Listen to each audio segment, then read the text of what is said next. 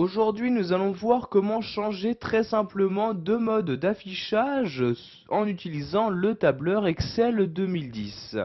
Donc, vous voyez ici, je suis actuellement dans le mode d'affichage standard, ce qui m'affiche donc cellule par cellule mon document. Donc, si vous souhaitez créer un document que vous souhaitez par la suite imprimer, il est mieux d'utiliser le mode d'affichage mise en page. Donc, pour l'activer ce mode d'affichage, je peux par exemple me rendre dans la barre d'état du logiciel et cliquer ici sur ce deuxième icône, vous voyez le mode mise en page. Je clique une fois dessus et automatiquement donc, vous allez avoir ce mode qui va s'activer.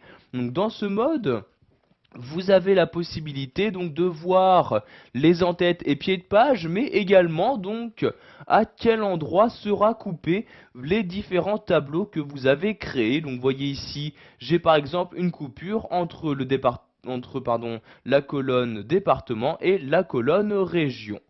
Donc ici, je peux également donc, gérer cette coupure en utilisant les sauts de page. C'est pourquoi un mode d'affichage spécial a été conçu donc, pour pouvoir modifier ces sauts de page. Donc pour activer ce mode d'affichage, je clique ici sur le troisième icône. Donc vous voyez, aperçu des sauts de page. Je clique dessus et dans ce mode d'affichage, je vais pouvoir gérer donc les sauts de page. Donc saut de page que je peux déplacer ici en cliquant sur la ligne et en déplaçant ici par exemple sur la droite comme ceci. Donc vous voyez maintenant mon tableau va tenir que sur une seule page. Je clique ici sur le second mode, ici le mode mise en page, et comme vous pouvez le voir, mon tableau maintenant ne tient bien que sur une seule page. Donc pour afficher maintenant tous les autres modes d'affichage de votre document, vous vous rendez en haut dans le ruban Office et cliquez ici sur l'onglet Affichage. Une fois dans cet onglet, vous allez avoir à gauche donc les différents modes d'affichage que nous avons déjà vus. Donc le mode d'affichage normal, mise en page et aperçu des sauts de page.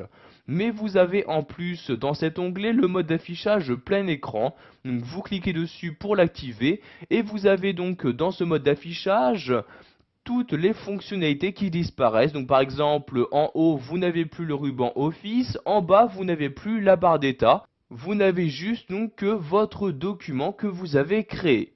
Donc pour quitter ce mode d'affichage, vous appuyez sur la touche échappe de votre clavier et voyez donc ici nous sommes redevenus le mode d'affichage standard, le ruban est par exemple revenu. Nous allons maintenant voir qu'il est possible d'afficher ou de masquer certaines fonctionnalités, comme par exemple la règle qui apparaît ici par défaut en haut et à gauche de votre document. Si vous souhaitez masquer cette règle, vous restez ici dans l'onglet affichage et vous allez tout simplement décocher la case règle comme ceci. Donc vous voyez, je la décoche et la règle disparaît bien de ma fenêtre. Donc vous pouvez faire ceci par exemple pour ne pas afficher le quadrillage, je décoche la case et le quadrillage n'apparaît maintenant plus dans mon document. Donc de même ici pour la barre de formule, donc il s'agit de cette barre là où vous pouvez insérer très rapidement une formule. Pour ne pas donc l'afficher, vous la décochez tout simplement comme ceci. Donc pour réafficher ces différents éléments comme la règle, je recoche ici règle et voyez donc celle-ci réapparaît bien dans mon document. Voilà, vous savez maintenant quels sont les différents modes d'affichage proposés par Excel 2010. Vous avez également appris à afficher ou masquer différentes fonctionnalités de Diableur.